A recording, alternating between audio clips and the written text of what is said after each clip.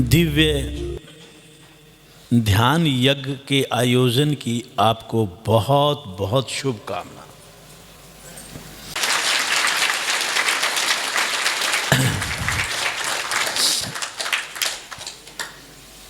– 2024 हमारा सकुशल और स्वास्थ्यवर्धक रहा, सुख देने वाले रहा। इसके लिए भी उस प्रभु की बहुत बहुत कृपा हम पर बरसी और 2025 का हाल ही में आगमन हुआ, उसकी भी आपको बहुत बहुत बधाई, बहुत बहुत शुभकामनाएं। एक सुंदर बात यह हुई 2024 में, जाते जाते दिसंबर के महीने में ही भारत के प्रस्ताव को यूएनओ ने मोहर लगाई। जो जैसे 21 जून को हम अंतर्राष्ट्रीय योग दिवस मनाते हैं सभी, ठीक उसी प्रकार अब पूरी दुनिया 21 दिसंबर को विश्व ध्यान दिवस मनाया करेगी।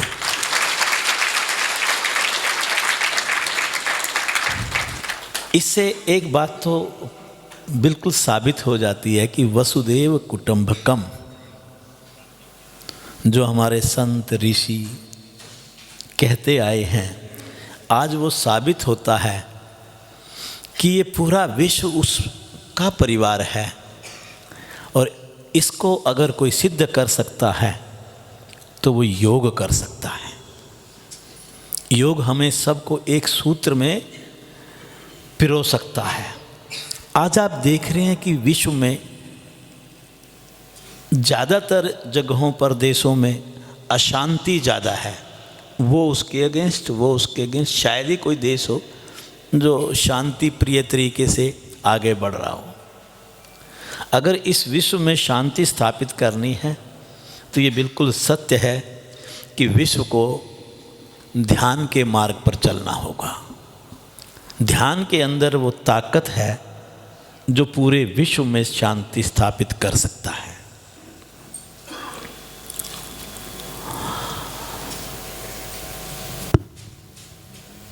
मानव जीवन क्या है?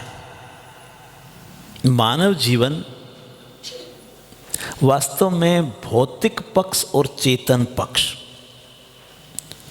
जड़ तत्व और चेतन तत्व, इन दोनों का एक मिश्रण है। लेकिन संयोगवश जब बच्चे का मां के गर्भ से जन्म होता है, उसे बचपन से ही सांसारिक शिक्षा अधिक और आध्यात्मिक शिक्षा कम दी जाती है। और हम जन्म से ही उसके भौतिक पक्ष को विकसित करने पर लगा देते हैं। उसका परिणाम ये होता है कि हम बड़े होकर के अपनी सारी एनर्जी, सारी ऊर्जा केवल भौतिक पक्ष को ही विकसित करने पर लगाते रहते हैं और इस दुनिया से एक दिन चले जाते हैं। और हमारा जो आध्यात्मिक पक्ष है वो हमारा विकसित होने से वंचित रह जाता है। हम अपने जीवन के असली लक्ष्य को भूल जाते हैं। हम भूल जाते हैं कि हम एक भौतिक जीव ही नहीं है, बल्कि एक आत्मा भी है। वह आत्मा जो इस शरीर के भीतर वास करती है, वह आत्मा जो इस शरीर के भीतर वास करती है। लेकिन भौतिक पक्ष को विकसित करते करते हमें इस बात की भूल पड़ने लग जाती है। क्या हमारे जीवन का लक्ष्य केवल भौतिक पक्ष को बढ़ावा देना है? हाँ या ना में जवाब दीजिए। नहीं ना। मेरे प्रभु ने मुझे इस धरती पर क्यों भेजा है? इस धरती पर मुझे मेरे प्रभु ने इसलिए भेजा है कि मैं अपने आध्यात्मिक पक्ष को विकसित कर अपने असली स्वरूप को पहचानूं। यह तभी संभव है जब मैं जीवन में अपने भौतिक पक्ष या आप यूँ कहिए जड़ तत्व और चेतन तत्व, इन दोनों के बीच में एक अच्छा तालमेल बनाना सीख जाऊं। ऐसा नहीं है कि आपको अपना विकास नहीं करना है, कोठी नहीं बनानी है, कार नहीं खरीदनी है, पैसा नहीं कमाना है, शादी की है तो बच्चों को नहीं पालना है, उनकी जिम्मेदारी नहीं निभानी है, उनको पढ़ाना लिखाना नहीं है। ये काम तो आपको करने चाहिए। हम तो गृहस्थी हैं सारे, लेकिन एक संतुलन तो बनाओ। सारी जिंदगी कोठी बनाने में लगा दी, सारी जिंदगी सिर्फ धनोपार्जन में लगा दी। एक विवेकपूर्ण संयोग बनाओ जीवन में, जड़ तत्व और चेतन तत्व में। अगर मैं अपना भौतिक विकास करते हुए साथ साथ संतुलित तरीके से अपने आध्यात्मिक पक्ष को भी विकसित कर लूं, तो मैं इस जीवन को अच्छे से जी सकता हूं, इसे मैं सुंदर तरीके से जी सकता हूं, मैं अपने जीवन के लक्ष्य को पूरा कर सकता हूं। जीवन का लक्ष्य क्या है? एक ऐसी अवस्था को पाना जहां मैं अपने स्वरूप को पहचानूं और मैं समझूं कि मैं शरीर नहीं हूं, मैं मन और बुद्धि नहीं हूं, मैं एक स्वयं आत्मा हूं। मैं स्वयं एक आत्मा हूं। जब भी मैं कोई कार्य करूं तो मुझे उसको निमित्त बना करके करना चाहिए।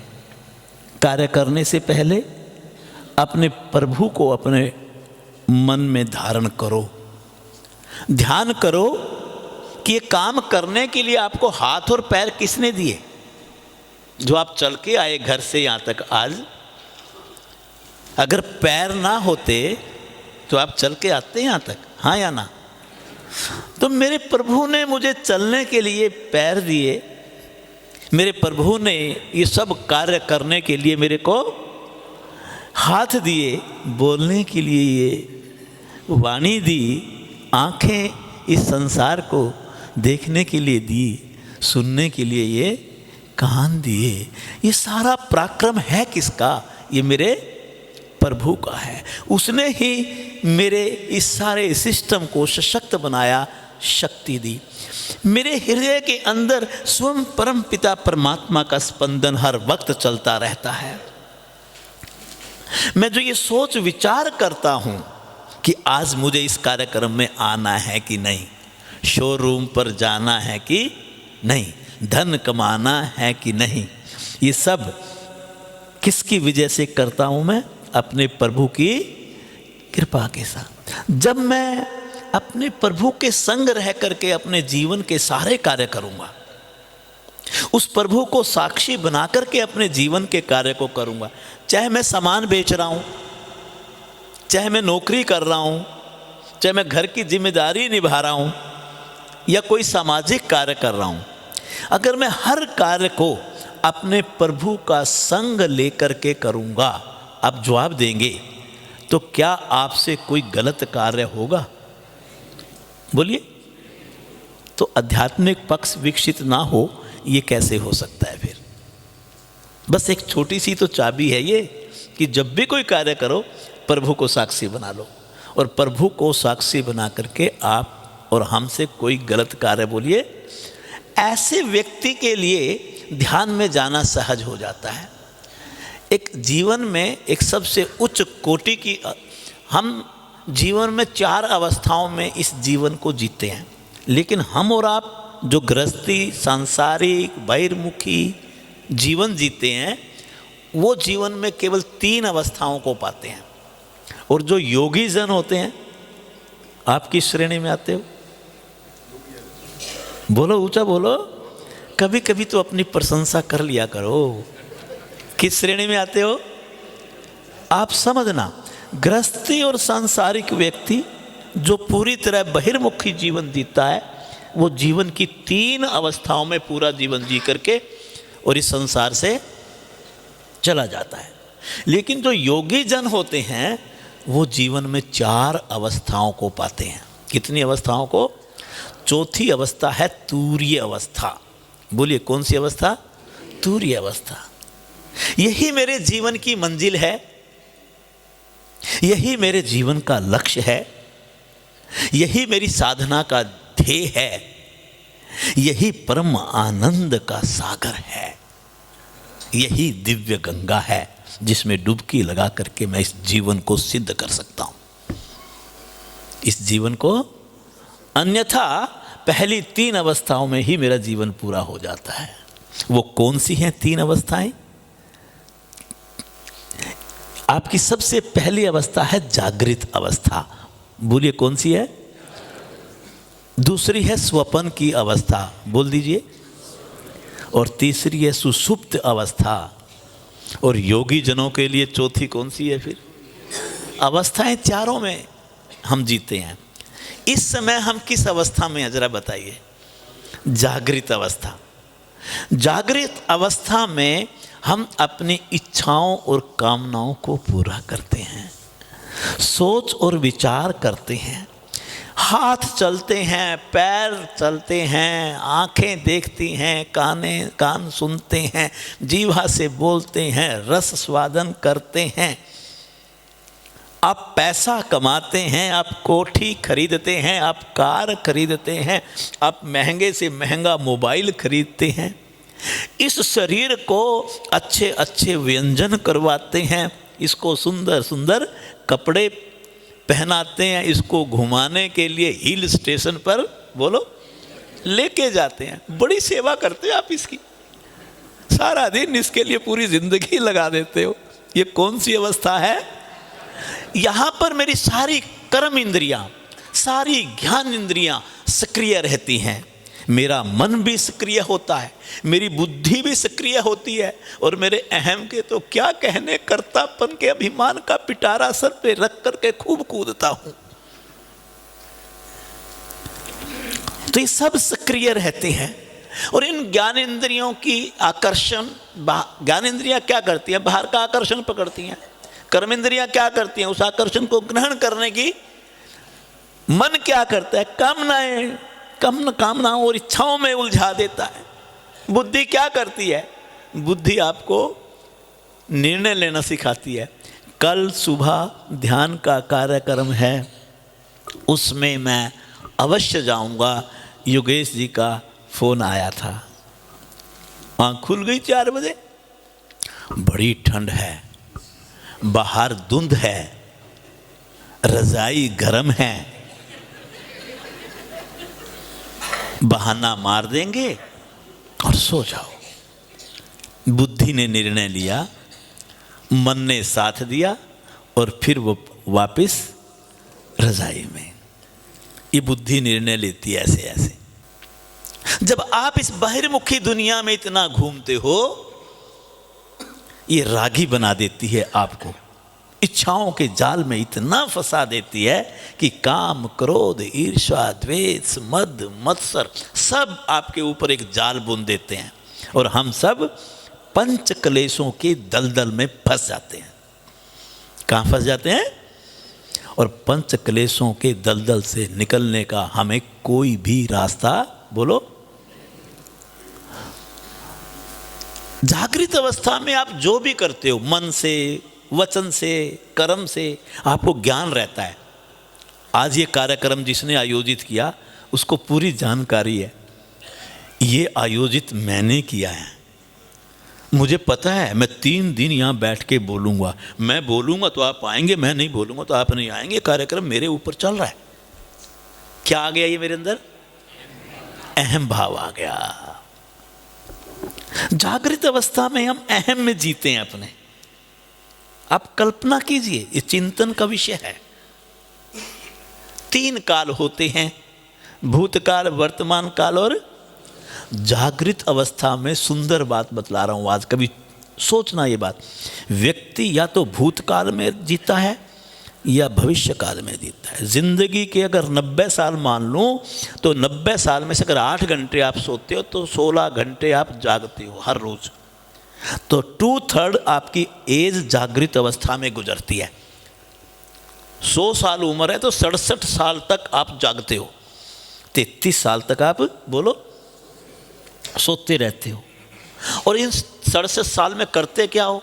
वर्तमान में रहते ही नहीं। या तो भूतकाल में रहते हो, बोलो, भूतकाल की घटनाएं और भविष्यकाल की कल्पनाएं।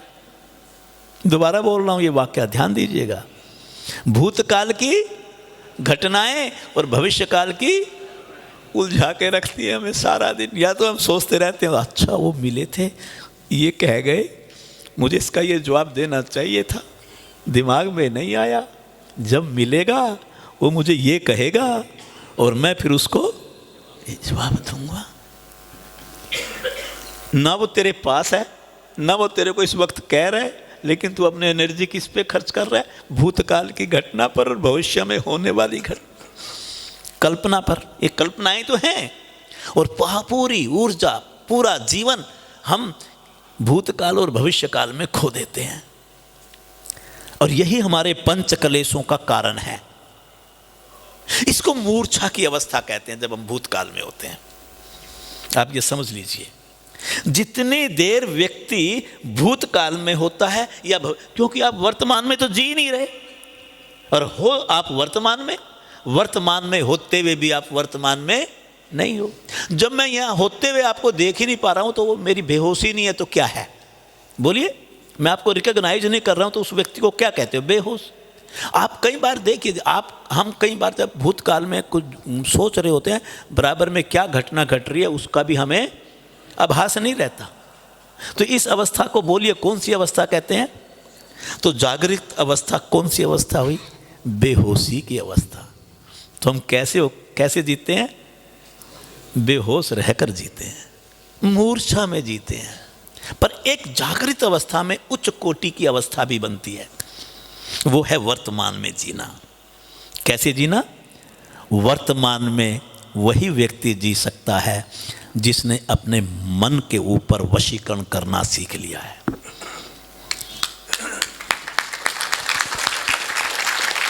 और यह जागृत अवस्था की उच्च कोटि की अवस्था कहलाती है। पर कैसे लें इसको? इसको हम ले सकते हैं सत्संग से। इस समय हम कहाँ बैठे हैं? सत्संग में बैठे हैं। इसको ले सकते हैं हम सेवा से। जब आप सेवा करते हो, सुबह केंद्र चलाते हो, जितनी देर आप साधकों को केंद्रों का संचालन करते हो, आप सच बतलाओ, उतनी देर आपको कोई बिजनेस की बात याद आती है? कोई भूतकाल में होते हो या भविष्य काल में होते हो? जब आप साधना की पूर्ण स्थिति में ओम का जाप करते हो तो उस समय क्या आप भूतकाल की बात सोचते हो या भविष्यकाल की? वर्तमान में होते हो। साधना, सेवा, सत्संग, आत्मचिंतन और ध्यान, ये जीवन की वो क्रियाएं हैं। अगर आप इसको अपनी साधना का हिस्सा बना लें तो आप वर्तमान में जीना सीख जाएंगे, होशो हवास में जीना सीख जाएंगे। ये तो उसी साधक को मार्ग मिलेगा ना जो साधना के मार्ग पर चलेगा, ब्रह्म मुहूर्त में उठेगा। उठते तो 10 बजे, मुंह सूझावा, नहाए नहीं नहाए, नाश्ता किया, जाके बिजनेस पे नोट कमाने के लिए बैठ गए। अगर देखो कोई ऐसा करता होगा तो मुझसे बुरा नहीं मानना, मैं आपके परिवार का एक सदस्य हूँ, लेकिन गलती को गलती के रूप में स्वीकार तो करो। गलती को गलती के रूप में स्वीकार करो। दूसरी अवस्था है स्वपन की अवस्था। ये छोटी छोटी चीज़ें हैं जो जीवन में धीरे धीरे हमारे जीवन में परिवर्तन ला देती है। हर रोज़ आपको साधना करने के लिए हम क्यों कहते हैं? हर रोज़ केंद्र में आने के लिए आपको क्यों कहते हैं? 1 दिन, 2 दिन, 4 दिन में परिवर्तन नहीं हुआ करता जी। परिवर्तन तो निरंतर लाने की क्रिया है, नियमित क्रिया है, जीवन पर्यंत चलने वाली क्रिया है। मत सोचिए कि आपने महीना योग साधना सीख लिया, आप योगी बन गए। योगी योग साधना आसन प्राणायाम से नहीं, व्यवहार और स्वभाव से आता है। आपकी आदतें कितनी बदली? वो चीज़ें जो आप कहते हो मुंह से, क्या वो स्वभाव का हिस्सा बन गया आपके? क्या सोच का हिस्सा बन गया? क्या आपके अंदर और बाहर एक जैसा हो गया? जब तक अंदर और बाहर हम अलग अलग हैं तो हमारी सोच कहाँ बदलेगी? नहीं बदलेगी। और ज़्यादातर लोग ऐसे होते हैं, अंदर से कुछ बोल दो। ये बात सच है कि झूठ है? सच है। ये स्वप्न की अवस्था, जब मैं जागृत अवस्था में था तो मेरा स्थूल शरीर और सूक्ष्म शरीर ये दोनों काम कर रहे थे। जब मैं स्वप्न की अवस्था में जाता हूँ तो सूक्ष्म शरीर का थोड़ा भाग काम करता, ज़्यादा नहीं। देखिए, कर्म इंद्रियाँ शांत हो जाती हैं, ना हाथ चलते, ना पैर चलते, ना आप मुंह से बोलते, ना गुदा से मल का निष्कासन होता, ना उपस्थ अंग काम करते। पांचों ज्ञान इंद्रियां भी शांत हो जाती हैं। आपकी आंखें बंद हो जाती हैं जब आप सोते हैं तो आपकी आंखें बंद हो गई तो आपको ये दुनिया दिखनी, बोलो, बंद हो गई। सोए हुए आदमी को आवाज़ लगा, उसको सुनाई पड़ा तो वही है वो, लेकिन उसकी कर्ण इंद्री समय निष्क्रिय हो गई। आप उस समय रस स्वादन नहीं करते, आप हलवा नहीं खाते, उस समय आपकी त्वचा स्पर्श नहीं करते। सोते हुए आदमी के हाथ लगा तो उसको पता ही नहीं चलता। आपकी ज्ञान इंद्रियां निष्क्रिय हो जाती हैं, आपकी कर्म इंद्रियां निष्क्रिय हो जाती हैं, और आपका ये मन जो दौड़ाता है सारा दिन, बोलो, ये भी निष्क्रिय हो जाए। जब तक आपका मन सक्रिय रहेगा, रात को कभी बिस्तरे में, जितने भी 50 साल से बड़ी उम्र के हैं ना, सोचते ज़्यादा हैं। कई बार आपके साथ होता होगा, जब आप बिस्तरे में जाते होंगे, आप सोने की कोशिश करते होंगे और मन आपको विचारों में उलझा के रखता है। और कई बार तो ऐसा होता है कि 12 और 1 बज जाता है, आप करवटें लेते रहते हो पर विचार खत्म। कौन जागा हुआ है इस समय? सक्रिय कौन है? आपका मन सक्रिय है। जब तक ये चेतन मन आपका निष्क्रिय नहीं हो जाएगा, शांत नहीं हो जाएगा, तब तक आपको नींद नहीं आ सकती। तो चेतन मन भी आपका निष्क्रिय हो गया। बुद्धि भी निष्क्रिय हो जाती है। सोते हुए आदमी की बुद्धि काम नहीं करती। अगर उसको सांप काटने के लिए उसके नज़दीक आ जाए, उसको पाँव नहीं उठाएगा वो, क्योंकि उसकी बुद्धि इस समय काम नहीं कर रही है। तो ये सब निष्क्रिय हो गए। तो कौन सक्रिय बना उस समय? वो जो जागृत अवस्था में सक्रिय नहीं था। वो कौन है? वो है आपका अवचेतन मन और अचेतन मन। बोलिए, कौन है? अवचेतन और अचेतन मन जागृत अवस्था में कभी भी अपनी इच्छा पूरी नहीं कर सकते, क्योंकि चेतन मन उनके ऊपर हावी रहता है, उनको डांट करके अंदर बिठा देता है।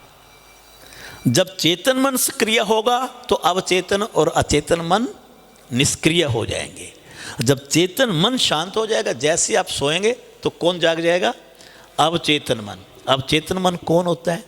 जहाँ पर आपकी दमित इच्छाएं पड़ी हुई हैं, जहाँ पर आपकी दमित वासनाएं पड़ी हैं, जहाँ पर आपकी अपूर्ण इच्छाएं पड़ी हैं, जिनको आप जागते हुए पूरी नहीं कर सकते, लेकिन सोते हुए ये अवचेतन मन आपकी उस इच्छा को पूरी कर देता है। इतनी ताकत है इसके अंदर, चेतन मन से ज़्यादा ताकत है।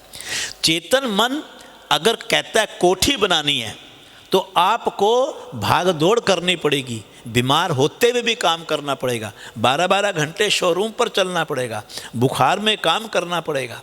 आप आराम नहीं कर सकते, आपको दिन रात दौड़ना पड़ेगा। खूब कोशिश करोगे, कहीं धन कमाओगे, तब जाके कहीं कोठी बनना संभव हो। लेकिन अब चेतन मन तो कमाल का है, इसको किसी भी आपके नोटों की और साधनों की ज़रूरत नहीं होती। जो कहो वही जाते स्वप्न में पूरी कर देता है। अब कोई गरीब आदमी झोपड़ी में रहता है बेचारा, एक टाइम रोटी खाता है और एक टाइम भूखा सोता है, पैसा ही नहीं उसके पास, और वो मन में एक इच्छा रखता है, क्या? मैं एक बहुत बड़ा सेठ बन जाऊं, मेरा बहुत बड़ा महल हो, 6 मेरी फैक्ट्री हो, सैकड़ों लोग काम कर रहे हो, मर्सिडीज मेरे नीचे हो, व्यंजन मेरी टेबल पर, डाइनिंग टेबल पर परोसे हुए हों, नौकर चाकर मेरे दाएं बाएं खड़े हों, महंगे से महंगा मेरे पास टेलीफोन हो, हर सुख का साधन मेरे पास हो। अगर ऐसा वो सोच रहा है तो क्या इस पे टैक्स लगता है? कोई भी सकता है, मैं भी सोच सकता हूँ। और जैसे वो ऐसी इच्छाएं रखता है, लेकिन क्या वो बेचारा पूरी कर सकता है? तो उसकी ये अपूर्ण और दमित इच्छाएं उसके अवचेतन मन में संचित रहेंगी। तो क्या करेगा वो आज सोया, 9 बजे सोया, 9:15 पे स्वप्न आया क्या कि मैंने 10 रुपये कमा करके उसकी लॉटरी खरीदी और मेरा 1 करोड़ रुपए की लॉटरी निकल गई। लॉटरी निकलती उसने फैक्ट्री लगा ली, बिजनेस कामयाब हो गया, फिर 2, 3 और 4 फैक्ट्री लगाई, नीचे मर्सिडीज आ गई, सैकड़ों लोग फैक्ट्री में काम कर रहे हैं, घर में नौकर चाकर हैं, 1 क्लास कोठी बना ली, किसी चीज़ की कमी नहीं, बहुत बड़ा सेठ बन गया। और सपने में 2 घंटे 3 घंटे 4 घंटे खूब घूम रहा है, लंदन जा रहा है, कहीं जा रहा है, बिजनेस मीटिंग कर रहा है, दुनिया आगे बैठी है, ओ MP MLA भी उससे डोनेशन लेने के लिए आ रहे हैं, चेक कट रहे हैं, साइन कर रहे हैं, चेक दिए जा रहे हैं डोनेशन के। इतनी देर में एक कान के पीछे मच्छर ने काट लिया। तो क्या हुआ? फिर वापस वहीं की वहीं झोपड़ी के अंदर पड़ा हुआ है बेचारा। पर एक बात बताओ आप ईमानदारी से, जितनी देर उसने वो सपना देखा, क्या वो झूठा लग रहा था? बोलो ना, वो सच्चा लगता है। तो फिर तो बढ़िया बात है। आप 16 घंटे जाकर के ये सपना देखते हो, जिस कोठी कार में अपनी समझते हो, जिस दिन आंखें परमानेंट बंद हो जाएगी, कल्पना करो ना, तो ये भी तो यूं ही झूठा हो जाएगा जैसे सपना झूठा लग रहा है। बात सच है कि नहीं? ये 16 घंटे का खेल है, वो 33% का पार्टनर तो वो भी हुआ, वो तो इससे बढ़िया है। ये बात सच है कि नहीं? जब आप सोते हो, ध्यान देना, मजाक के साथ जो शिक्षा है वो समझना। जब आप सोते हो, स्वप्न की अवस्था में जो आप देखते हो, स्वप्न सच्चा, जगत झूठा नजर आता है। ये बात बिल्कुल ठीक है। और जब जागते हो तो स्वप्न झूठा, पर एक बात और समझना प्यारे, अगर तू साधना के मार्ग पर चल पड़ा और तेरी अध्यात्म की आंख खुल गई, अभी तो सांसारिक आंख खुली हुई है ना, जिस दिन तेरी, बोलिए, अध्यात्म की आंख, तीसरा नेत्र खुल गया, शिव नेत्र खुल गया, उस दिन सच मानना ये जगत झूठा और मेरा परम पिता परमात्मा सत्य। ये खेल है जो तू खेल रहा है, जो हम अकड़ के चलते हैं ना, ये उस सपने की तरह खेल है। ये भी वो 8 घंटे का सपना है और ये 16 घंटे का, बस इतना समझना, इससे ज़्यादा कुछ नहीं। हर रोज मरते हैं हम, हर रोज जन्म लेते हैं हम। जब आप नींद में चले जाते हो तो क्या आप उस कोठी के मालिक होते हो? आप कल्पना कीजिए ना, हर रोज प्रभु आपसे वो छीन करके आपको सिखाना चाहता है कि तू इसका मालिक नहीं है, जिसका तू मालिक समझे बैठा है। ये तेरा नकली पड़ाव है, जीवन का सपना है ये तेरा। और एक बात आपको मैं बताऊं, स्वप्न की अवस्था और जागृत अवस्था में एक बड़ा खास भेद है। हम जो जिस व्यक्तित्व और जिस चेहरे के साथ इस समाज में जीते हैं, शायद कई बार वो हमारा असली चेहरा और असली व्यक्तित्व नहीं होता। हम छुपाते हैं अपने व्यक्तित्व को दूसरे के सामने, कहीं उसे मेरी वास्तविकता का, अगर वास्तविकता का पता चल गया तो समाज में भेद खुल जाएगा, समाज तेरी रिस्पेक्ट नहीं करेगा। एक व्यभिचारी जब समाज में अपने आप को ब्रह्मचारी कहने की बात करता है,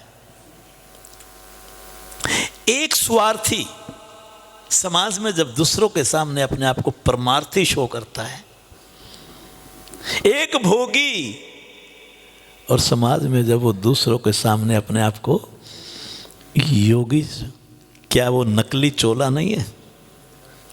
बोलिए। मैं झूठ बोल रहा हूं, मुझे मालूम है, लेकिन आपके सामने मैं दावा कर रहा हूं कि मैं सच बोल रहा हूं। तो क्या ये झूठा चोला नहीं है? मैं बेईमानी की कमाई खा रहा हूं, समाज में ईमानदारी का डंका बजा रहा हूं। बोलिए, मैं असली चोले में हूं क्या? झूठ और बेईमानी की कमाई दान दे करके मैं अपने आप को समाज में सबसे बड़ा दान दाता शो कर रहा हूं। बोलिए, ये दान तेरी कमाई का है क्या? तो झूठा चोला है कि नहीं है? हम नकली जीवन जीते हैं, हम नकली जीवन जीते हैं, दावा असली जीवन का करते हैं। कब? जागृत अवस्था में। लेकिन जब आप सो जाते हैं तो असली जीवन वहाँ पर असली मखोटा समझ में आ जाता है, क्योंकि आप उन इच्छाओं को पूरा करते हो, दमित इच्छाओं को, जो आप समाज में नैतिकता के डर के कारण पूरा नहीं कर पा रहे थे। वहाँ पर आपका असली रूप सामने आ जाता है। जब हम अध्यात्म के मार्ग पर चलते हैं तो आप सच माने ये मुखौटे उतर जाते हैं, मार्ग शुद्ध हो जाता है, अंतःकरण पवित्र हो जाता है, हम अपने असली रूप में आ जाते हैं। हम तीसरी अवस्था है सुषुप्त अवस्था। बोल दीजिए, कौन सी अवस्था? सुषुप्त अवस्था अगर सीधा अर्थ पूछो तो प्रगाढ़ नींद की अवस्था कहलाती है। बोलिए, किसकी? यहां पर पूर्ण अभाव हो चुका होता है। अब ना तो आपका ये शरीर काम कर रहा है, ना कर्म इंद्रियां काम कर रही है, ना ज्ञान इंद्रियां काम कर रही है, और मन के तीनों स्तरों के कार्यकलाप बंद हो गए। तीनों मीन्स चेतन, अवचेतन, अचेतन। कोई भी मन सक्रिय नहीं है, कोई भी मन सक्रिय नहीं है, तीनों के कार्यकलाप बंद हो। तो कौन है यहाँ पर? तीन चीजें शेष रह जाती हैं जब आप प्रगाढ़ नींद में होते हैं: अहम, अविद्या और आत्मा। कौन कौन? अहम, अविद्या और आत्मा। और उस वक्त मैं अपनी प्रभु की गोद में सो रहा होता हूं। प्रभु ने मेरे को साक्षात, बोलो, अपनी गोद में उठा रखा है, और प्रभु मुझे ऐसे सुला रहे हैं, प्रभु मुझे ऐसे सुला रहे हैं जैसे माँ अपने 2 महीने के बच्चे को सुलाती है। कोई स्वप्न नहीं आता इस समय मुझे, कोई उछल कूद नहीं है, अंदर और बाहर दोनों जगह शांत है। मैं पूर्णतः शांत हूँ उस समय। मैं अपने उस केंद्र के पास पहुंच जाता हूं, मैं उस सत्ता के पास पहुंच जाता हूं। वहां मुझे सुख, असीम सुख की अनुभूति होती है, मुझे शांति की अनुभूति होती है। इसे अचेतन ध्यान कहते हैं। ये भी ध्यान है, प्रगाढ़ नींद भी। अचेतन का मतलब आपको पता नहीं है लगता बस, पर आनंद बड़ा आता है।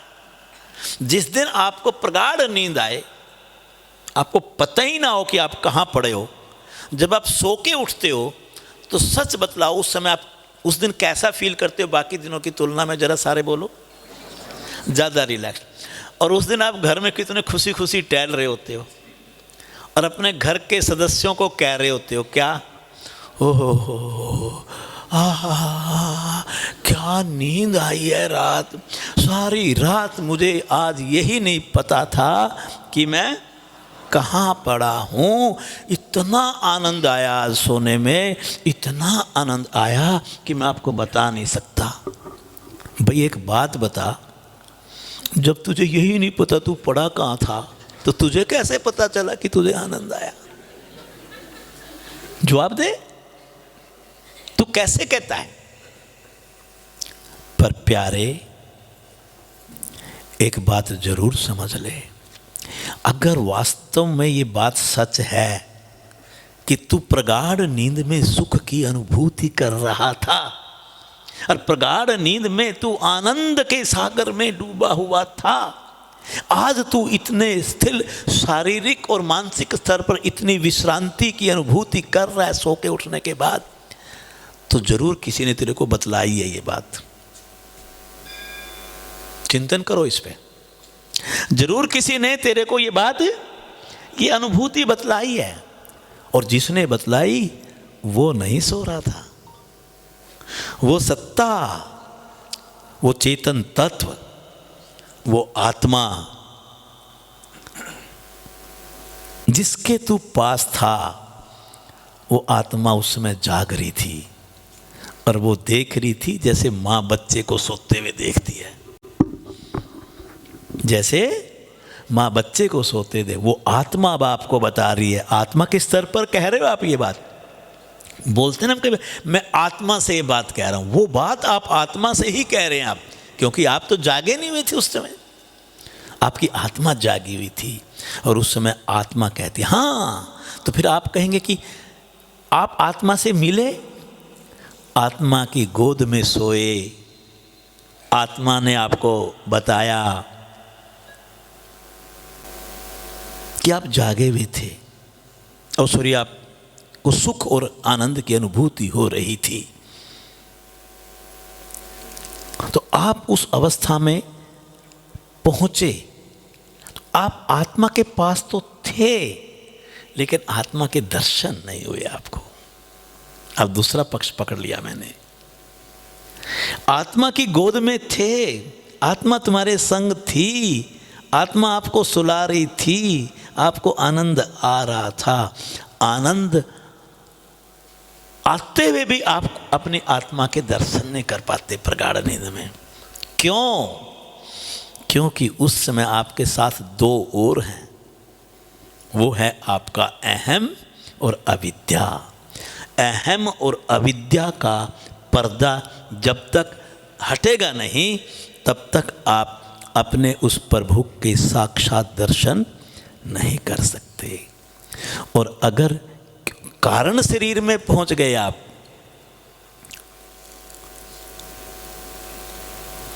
अगर आपको अपने प्रभु के दर्शन करने हैं, अपने आत्म स्वरूप से साक्षात होना है, तो आपको अपनी तूर्य अवस्था में जाना होगा, जिसके बारे में मैंने आपको बतलाया था कि वो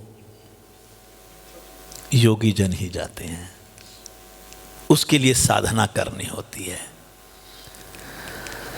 तूर्य अवस्था में दो काम बहुत बड़े होते हैं, एक अहम का नाश होता है और दूसरा अविद्या का नाश होता है। बोलिए किसका?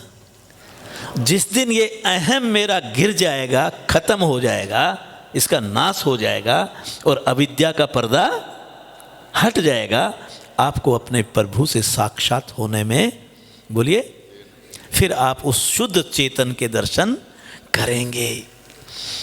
जब आप एक अलौकिक और अवर्णनीय आनंद की अनुभूति उस अवस्था में पहुंच करके करते हैं, तो उसी अवस्था को हम, बोलिए, तूर्य अवस्था।